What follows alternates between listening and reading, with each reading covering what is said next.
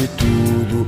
Um sentimento bom que leva pro outro mundo. A vontade de te ver já é maior que tudo. Não existem distâncias no meu novo mundo, tipo coisas da sétima. So this is episode, I want to say 41. I've got Justin Wren from Water 4, UFC, current Bellator mixed martial artist, and author, Fight for the Forgotten. The man has done more with his life than the majority of people out there. While the world right now is talking about the Conor McGregors and the Floyd Mayweathers and all this stuff, we've got a guy that's dedicated his life to liberating a people. You'll see a lot in his book, Fight for the Forgotten. You basically went from being a cage fighter to going over to Africa to basically give water and give land to the pygmies. And I know a lot of people have seen you on Rogan and a lot of these other places so far, and it's really a remarkable story. And it's I listened to it to your second most recent Joe Rogan Experience podcast while driving back from a really long. I think I was on the road for about a month. And then hearing that story, it's really amazing just to see that people are out there actually dedicating their lives to that sort of thing. So, man, I have a lot of questions. I kind of want to start with, what brought you to that? How did you wind up over in the Congo? How did you wind up actually working with these people?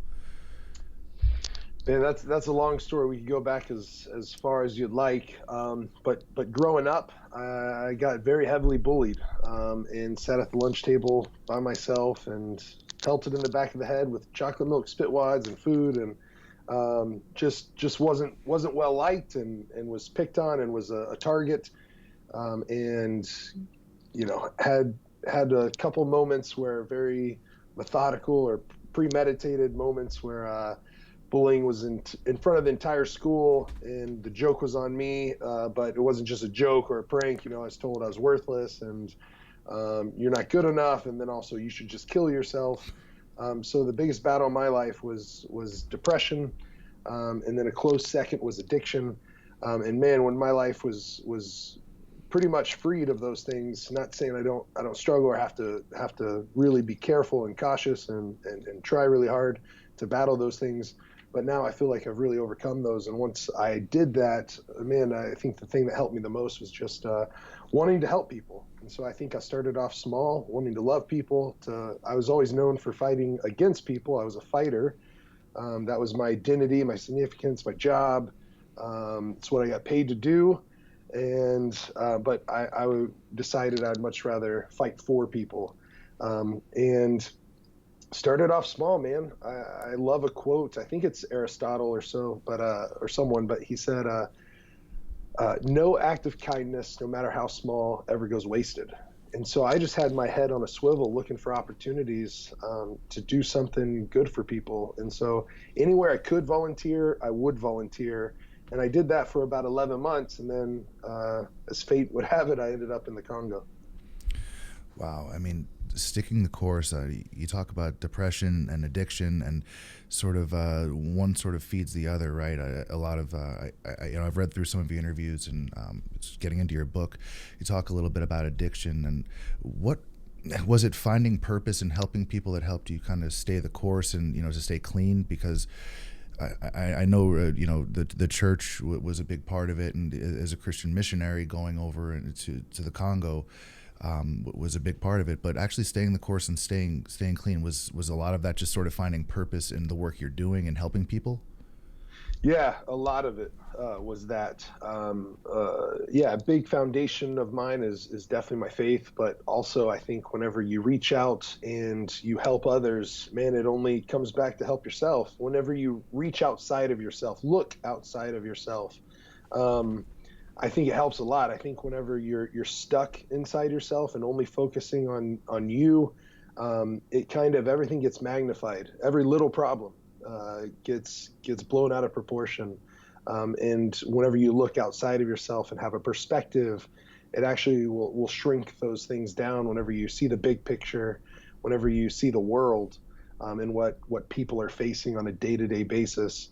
And man, especially after my problems really began to shrink and minimize and I just started to become a lot more positive and focused on helping others. But it was a tough road. I had to do a lot of hard things, hard thinking, and overcome a lot. I mean, one of them that's just sticking out in my mind right now was my introduction to the world's water crisis in Congo. It's the first chapter of that book, and man, it wrecked me. It forever changed me. Gripped my heart. A little boy named Andy Bo. Whenever I was holding him as he passed away, and it was just because of dirty water.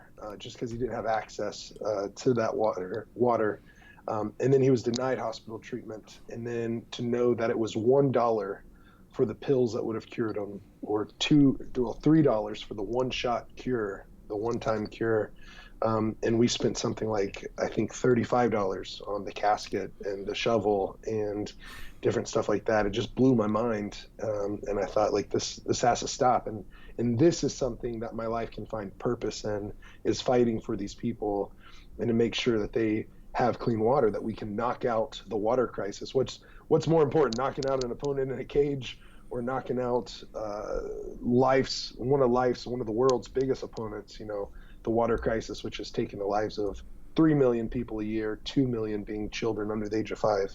So I want to focus my life on that, which man, it adds a whole lot, like whenever you're thinking of that, and whenever something comes against you, it doesn't mean the small things don't still matter, because they do. And our problems here in the States, they're real, and they hurt, and they can send you into a downward spiral. But whenever you can just take a moment and say, time out, pause, let's think about this, let's put it into perspective, then you can remind yourself that, man, there's so many people out in the world that are much tougher, stronger fighters than I ever will be, just because of the life the cards they've been dealt, and the life they've had to live, and the things they've had to overcome. Like, they're warriors, and so I can get through this. Oh, absolutely. When you say it the way you do, you have, one friend, or, one person that you had this experience with, they lost his life, and the medicine was only $1.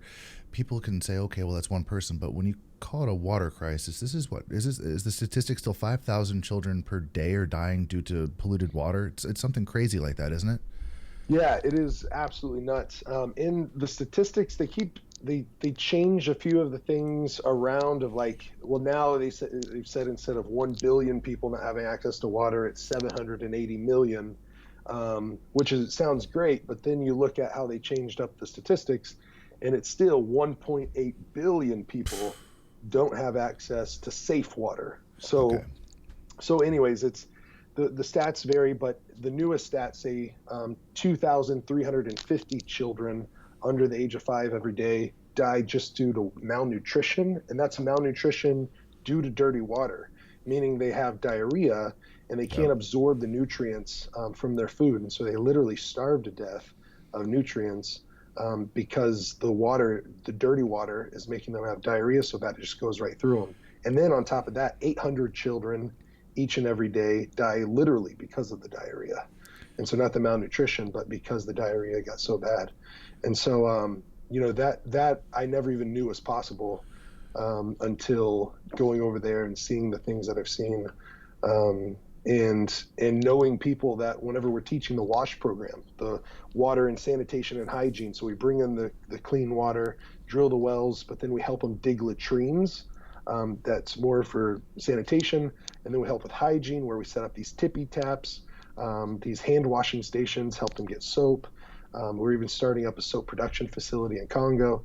And whenever you're teaching these people about the importance of that, of hand washing and everything else, or, and we have these questions we ask, and I know it's kind of bathroom talk, or it's something we don't talk about here, but whenever you ask them, when was the last time you had a solid stool? Yeah. A lot of people will literally ask, it's supposed to be solid? Like, they just never have had that in their life because they've never had access to clean water. And so it's mind-blowing, bro.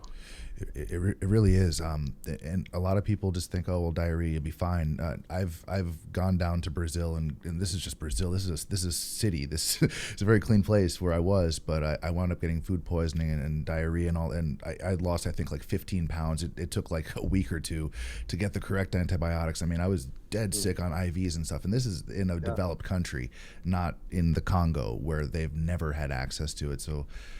And going down there, I mean, it's not like you're just going down there, digging some wells and leaving. Like, you guys are enabling a people to basically have freedom from slavery, actual slavery.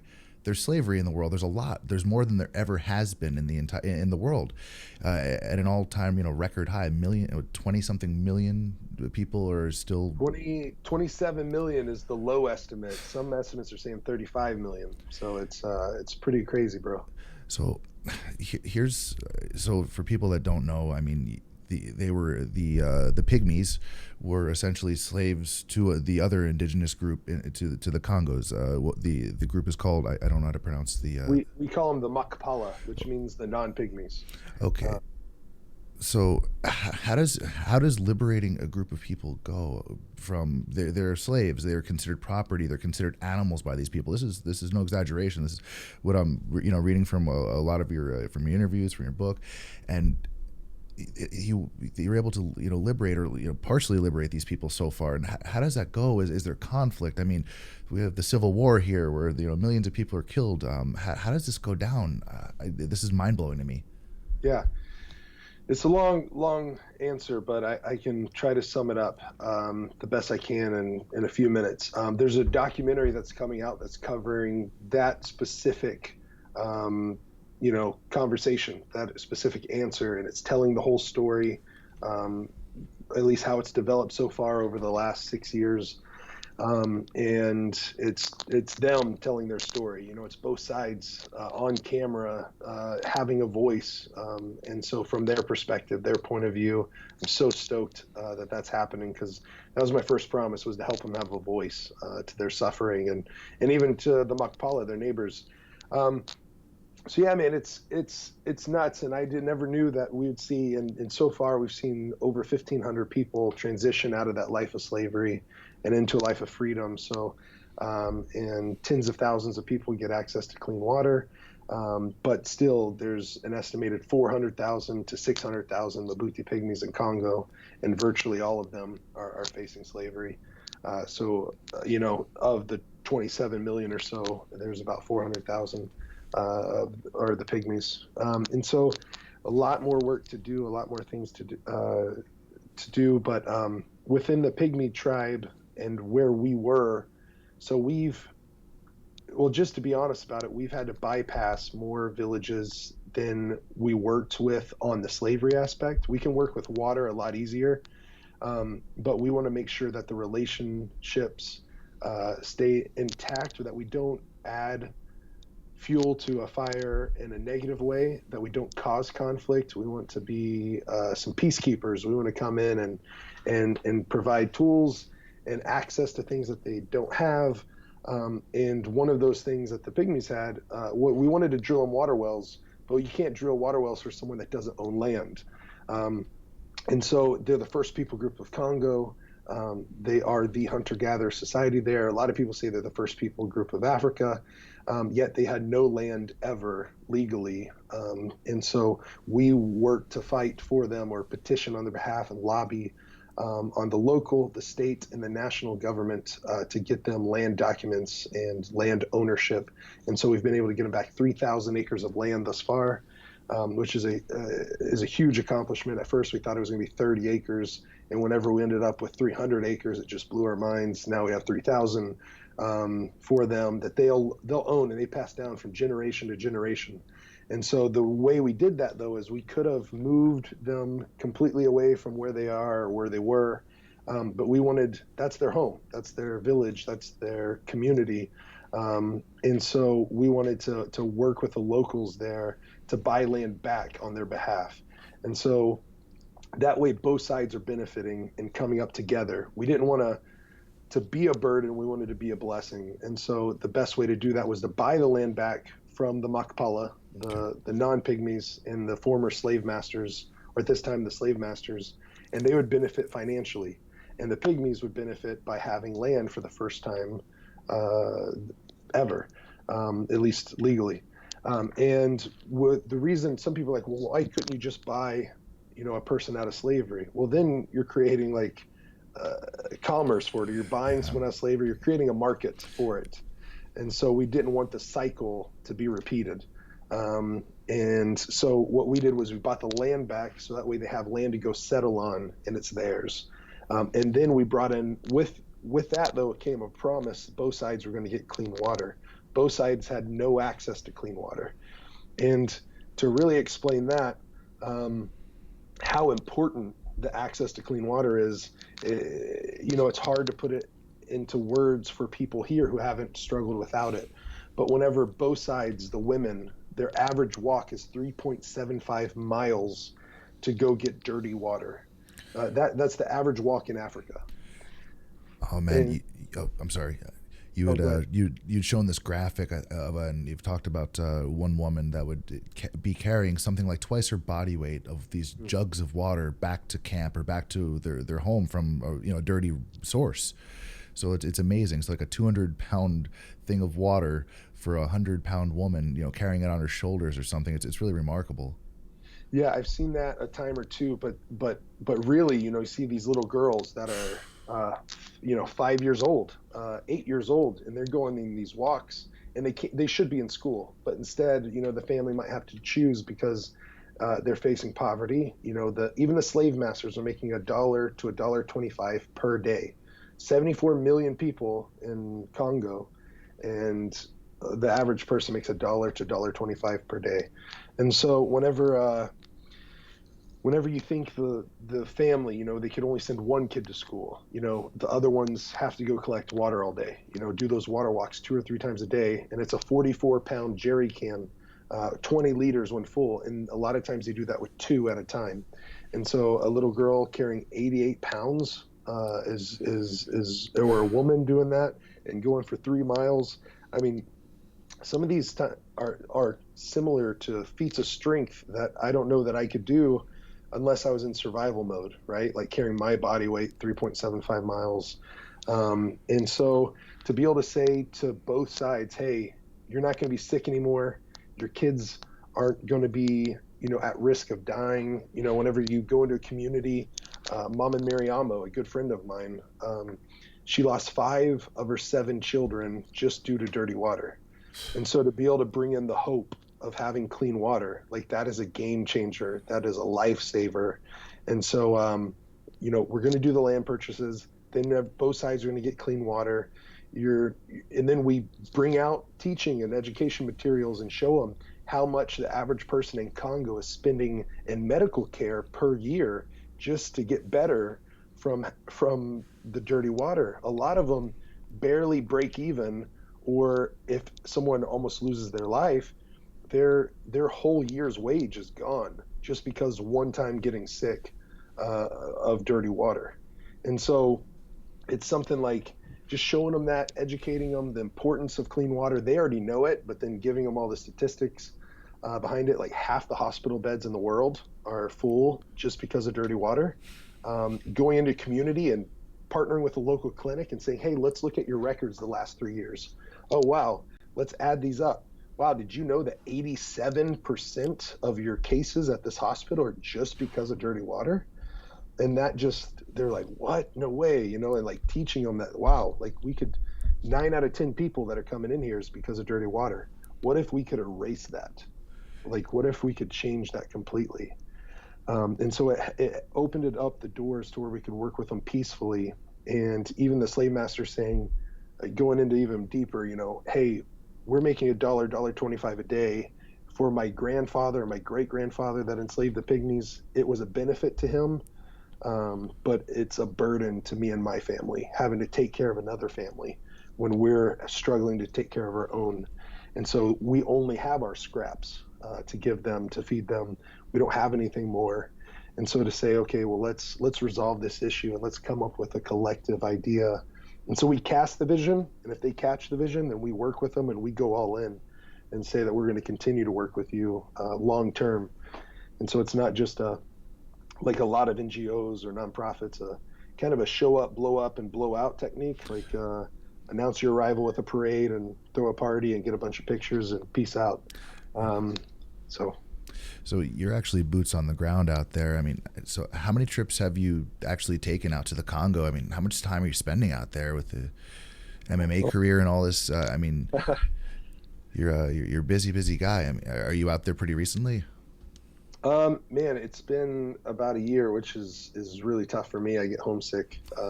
Wow. I want to be back there, but I get to go back once or twice a year. I want to go after every fight if possible. I would be back right now and not able to do this podcast, but anyways, it got delayed. There's some crazy stuff going on. They found 80 mass graves out there recently, and then like over 40 people were decapitated in this one area. And so it's real dangerous right now. And so we're pausing, or even our well drillers have taken a little bit of a break. Yeah, man, it's tough. But over the last 6 years, I spent 1 year there, Okay. and then at one time, and then several trips back for a month at a time. And so I think I'm coming up on 2 years that have been boots on the ground in the last like 6 years. Yeah, I saw. I think one of your last Bellator victory, you had the some of your family with you there. You had your post fight speech, which is it's an amazing platform to be able to go out there and talk about the work you're doing because, like you've said before, a lot of statistics. It's in one ear out the other. They say that MMA fighter, he's doing this great work over there. Then they go on to just talk about whatever they talk about. But by being able to get out there and really reach people on this big platform like Bellator's, it's huge. They're on Spike. They're doing pay-per-view. They're doing big numbers now. So going out there and you're on a heck of a hot streak right now. You've won your last 6 in a row. Yeah. So it's going good, and it was tough. I took 5 years off where I wasn't in the gym training, and so coming back from that was really tough. Was really rough. One of the toughest things I've ever done in my life. But again, just reminding myself of how much of a struggle they go through each and every day, and then having a year struggling with them, living in the twig and leaf huts, sleeping on the dirt, waking up in the rain, pulling five roaches out of my beard one night. I mean, just going on the water walks, carrying the 44 pounds back a couple miles, and just my neck being tired afterwards, or my hands, my grip, opening up because it's so heavy after that long of a walk. And so, no, man, it's a great opportunity. It's a huge platform for me to be able to tell people about the amazing work of Fight for the Forgotten and Water 4 and our people on the ground there. I mean, that's the most amazing part. I'm not the hero of this thing. I have 400 heroes that are over in Africa. They're in 16 African nations. There's 44 well drilling teams. And last year we got to empower those 400 Africans to drill 690 water wells for their fellow countrymen. They served over 172,000 people with clean water. And so all this has been about empowering them, has been about teaching them, training them, putting the tools in their hands, training them up, putting the knowledge in their heads.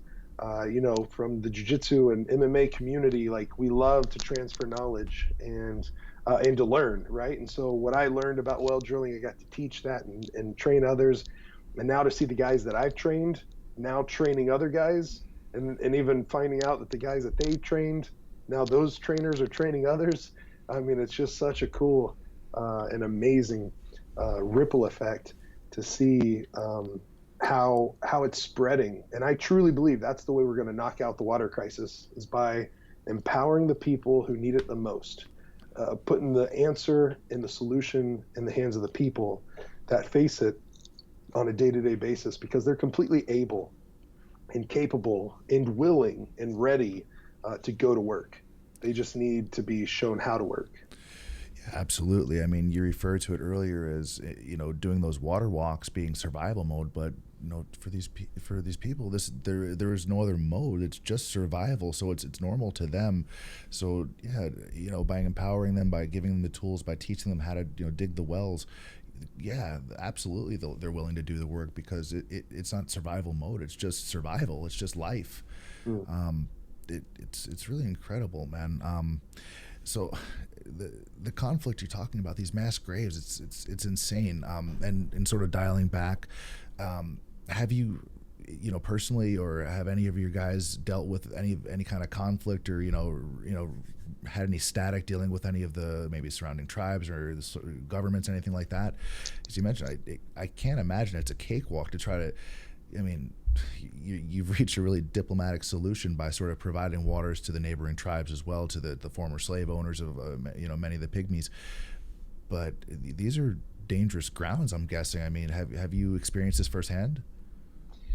Yeah, I have, and but on a much smaller scale than our guys, than our well drillers. I mean, those every one of them have had run-ins.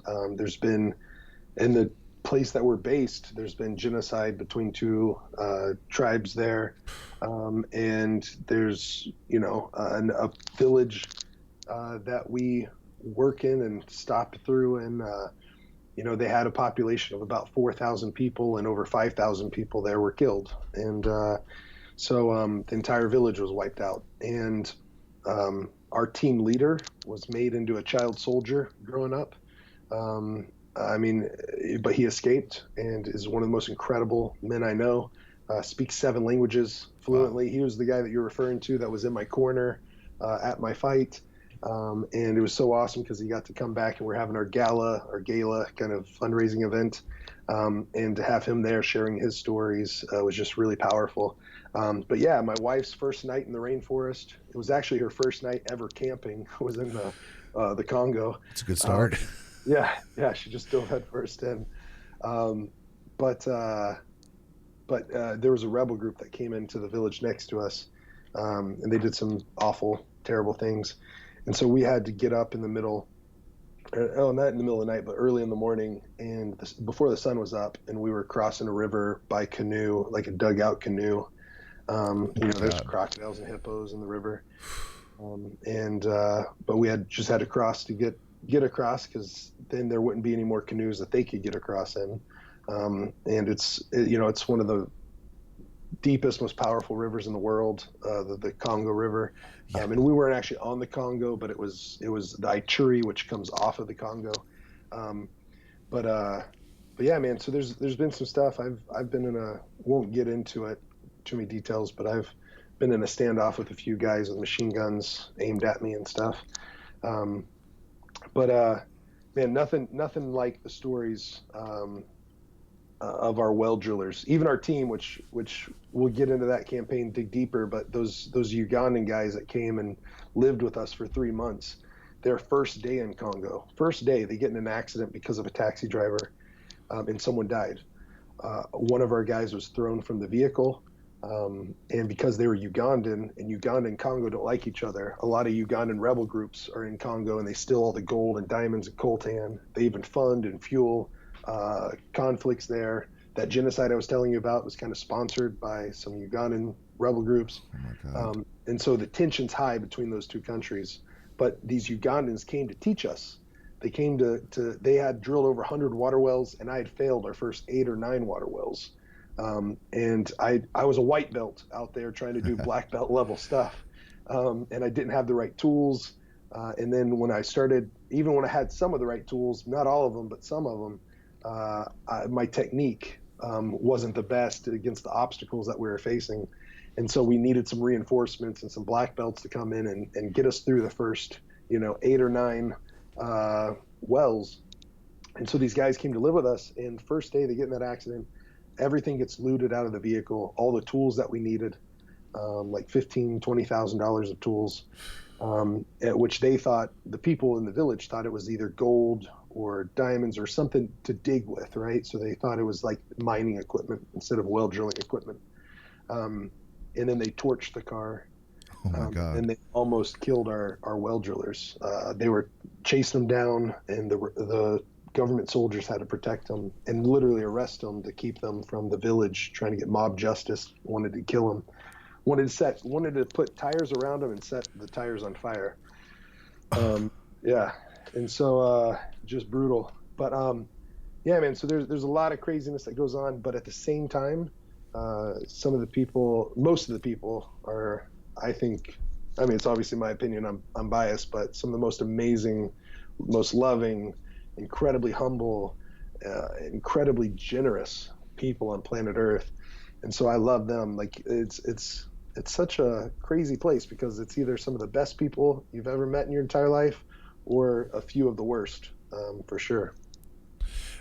I feel like at that level, it all comes down to survival and past experiences based on survival and just having what you need for your group of people. And, a lot of this, with the rebel groups and stuff, it goes generations deep. But as you mentioned, you're meeting some of the nicest, warmest people because, I mean, to them, it's survival. It's the next meal for the family. And you mentioned in a few interviews, I think in your book as well, that they have that Ubuntu mentality, for one for many. So even a small child starving, still offering food to a cameraman or something. It's really amazing. But just survival being the bare necessity, being the be all end all of it, versus here it's commercialism in the United States and in most Western developed countries. It seems like the mentality here is if I'm not doing something directly to help myself, I am doing something directly to hurt myself. So this it's just everyone's conditioned to self-interest here versus because everywhere you go, it's a giant billboard or something commercial. Everything has a big profit as sort of the end game versus you're in the Congo. I mean, fresh water, a safe place to sleep, not getting invaded by a neighboring rebel group or something like that. It's insane. It's a stark contrast between what we live with here, and which is why it's easy, I think, for Westerners or people in these these wealthy nations. I mean, it's prosperity here, so it's easy to look the other way and say no, they don't have those problems. They don't have that. There's no water problem. We have Evian water here, and if you need anything, you just go to Kaiser Permanente, and they just fix all our medical problems. But that's not the reality for a big part of the world, and a much larger part than we realize. You're talking millions of people still in slavery. You're talking of thousands or up to thousands a day dying due to dirty water. And to us, these are no brainers, but it's a real problem. It needs to be dealt with. And you're out there just you're kicking butt. You're empowering people. It's really mind blowing. So you're not just going there and just fixing up a well and leaving. You're empowering them to dig themselves. Like, what kind of technology are they working with there? Are they like the kind of hand pump or the foot pump things, or is it what kind of well technology are you guys working with down there? So I'm looking around to see if we have some, but there isn't any in this office. I'm in our COO's in a meeting, and so I'm in his office. Cool. Chief Operating Officer at Water 4. But he was the guy that came with those Ugandans to teach us how to drill.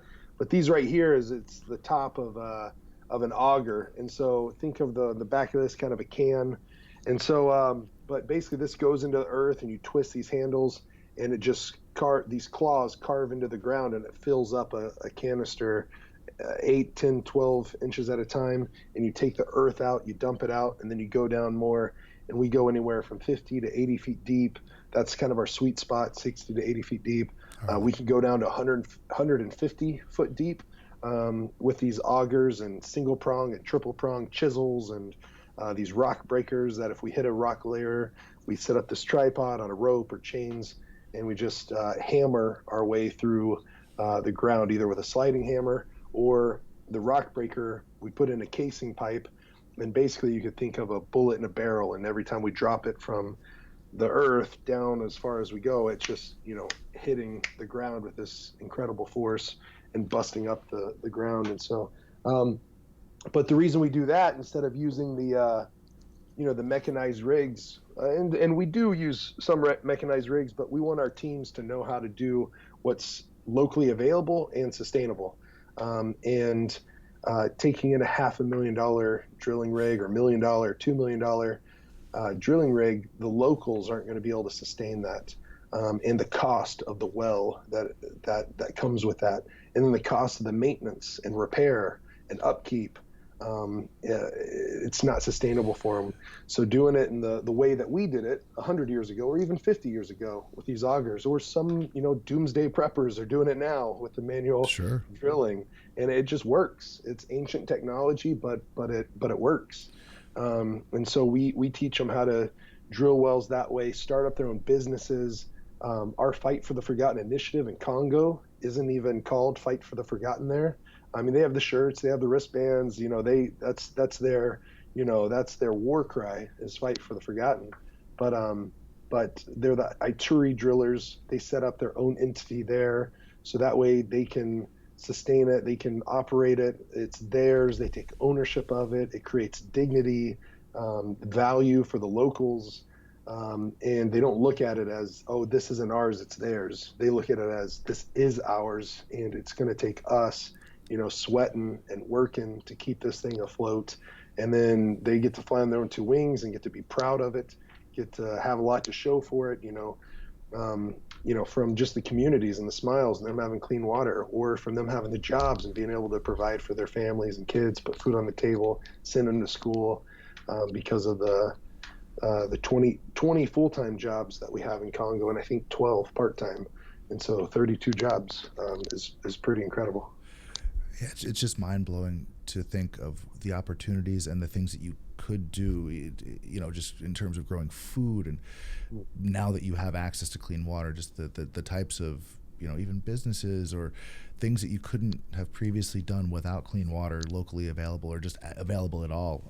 It's really empowering stuff, just not having access to water. Like, think of what you can't do in any society, modern or not. And I think it's cool being able to use the not exactly old school, but the lower budget sort of techniques of drilling, as opposed to using these $1 million, $500,000 rigs, because I feel like if you just use this high dollar stuff and you just drop one off here or there, it would just sort of perpetuate the few and the many, where only a select few would have clean water, versus what you're doing is you're saying, okay, this is water for everybody. This is the Ubuntu way. This is so that everyone has access to the knowledge, the techniques, and then they can, the auger, one of those, and going down, several feet at a time, as opposed to a huge drill and some kind of mining rig like you were talking about before. It really, enables them to take ownership of this stuff and be able to, make the use of this land that they're going to have now, generation after generation. Yeah, and they're not in there. It's also like so open-armed, like, hey, you guys can do this, because it's not intimidating. They don't just see Westerners operating it. You look at the gold mines there, and the majority of them are people down there with a shovel, or people down there with a pan, or people down, and so having an auger in their hand, like, they're like, hey, oh, I've seen stuff like this work. I can work this tool. I can, this is totally doable. It's sustainable. And if we have to drill another well, we can drill another well. We can drill as many wells as we want to, because this is going to last on us. And the thing about those high dollar things, one, it's a target whenever you take that in there. Oh, for sure. Target on your back. Two, you're going over these roads that are just going to pound that thing into mush after a year or two. And you're going to get stuck in the mud, and you're going to go over bridges that collapse.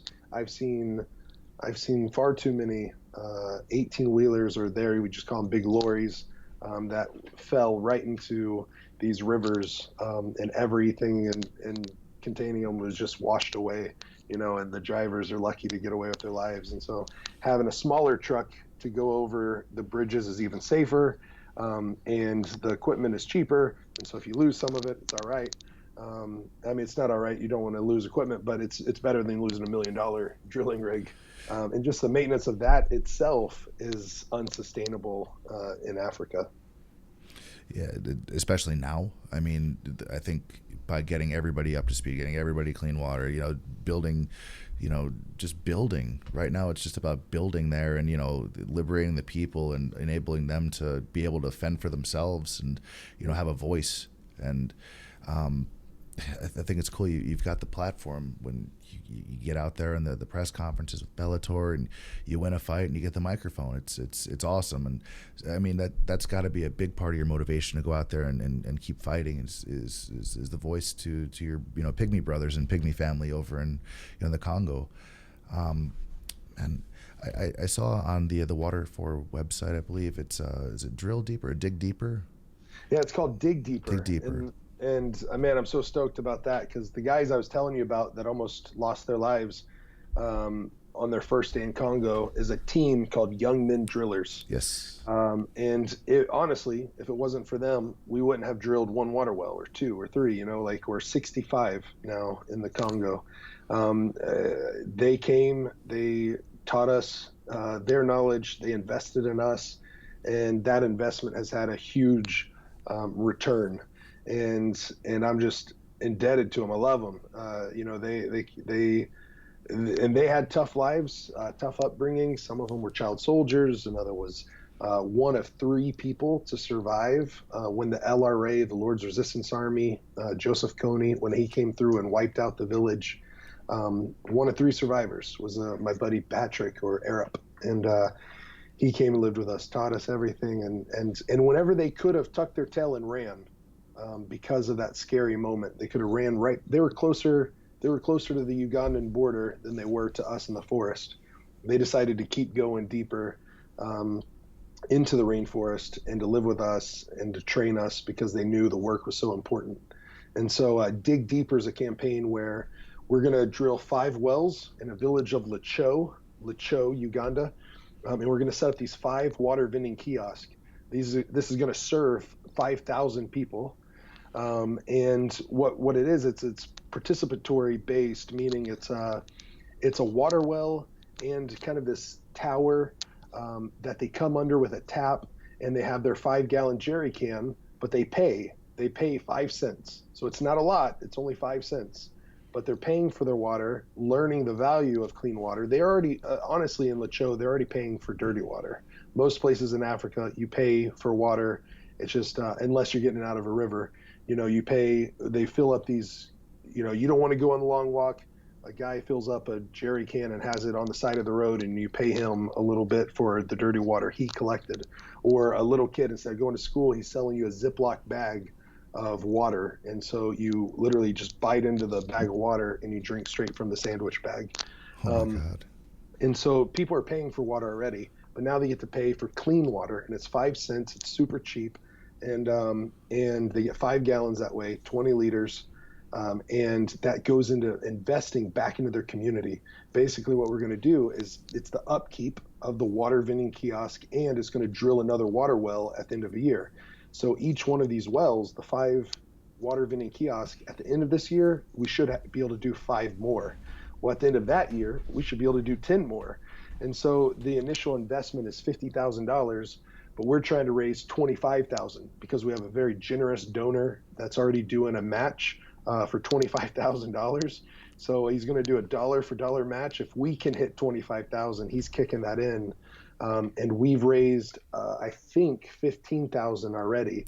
And so I think we have about a little over $9,000 to go on water4.org/dig-deeper. And so that's our crowdfunding campaign. We're really wanting to knock it out of the park so that we can give 5,000 people in the Cho clean water. And then at the end of a year of it up and running, we'll be able to do 5 more. At the end of another year, hopefully that'll multiply into 10 more. So it's really going to invest into the locals. So, I mean, it is a donation, but I see it as an investment because this is gonna have a huge return. And so it's basically $10 per person to give one person access to clean water. And then for $75, I'm not wearing the shirt, I was wearing it yesterday, but it's a Dig Deeper shirt. And so if some people can dig deep, and I know $75 is a lot, but some people can do more than that, but some people can't. And if you can do 75, you get a t-shirt for it. It's a huge gift to us. And so we want to give a gift back in the t-shirt and just say, thank you so much for helping us knock out the water crisis. I mean, they can either spend $99 or $95 to watch, you know, a fight with Conor and Mayweather, or you can actually help an entire people, you know, fight for their lives and to prosper and be able to have this self-propagating, system where the wells are basically going to pay for themselves once they get going. Once it's there, these kiosks will be able to enable them to dig more of these wells and set up more of this stuff. So, and it's $75. It sounds like a lot because you're just giving it to something to help people or whatever, but it's not. And the spending we do in the West and in the United States and all over, we buy so much crap every day we don't need. So to really give back and to give to a great cause like this, if people, listening at home or on their iPods, you already have an iPod, you're already winning at life compared to like 99.99% of people. So if you can, jump on water4.org and think about really contributing to this. The work Justin's doing is amazing, and more of us should be out there basically taking the initiative and trying to make life better. Empathy is important, and I don't think there's enough of it in the world. I think we're looking at our needs or our desires or our wants, and we're being sold all the time. I think as Americans, as an American, we all have two jobs, right? We have the job we do every day, but first we're consumers, right? We're professional consumers, and I think whether it's right or wrong, it's a weird way to live. And so being able to contribute, to give back to the world, this sort of thing it's something that I hope that listeners out there are jumping on board with. That someone's willing to match the $25,000 already is amazing. But people should really jump on this. This matters, right? There's so much stuff on TV. We're talking about Kardashians and Kanye West and all this stuff.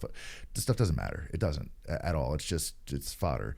This is people helping people, and it's liberating them from slavery, literally. So definitely jump on water4.org and help Justin, hook these guys up with water, just clean water.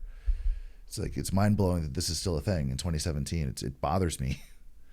Yeah, me too. And thank you so much for that, bro. That endorsement or that ask, because it's huge. I just know, and I wish people could see the impact that it's going to make. But I have seen it, and I'm telling you, brother, I've been to the biggest sporting events in the world, whether it was the World Series or my first date with my wife was the World Series or the Super Bowl or NBA Finals. I've been to those. I've been to the UFC 100, UFC 200 live.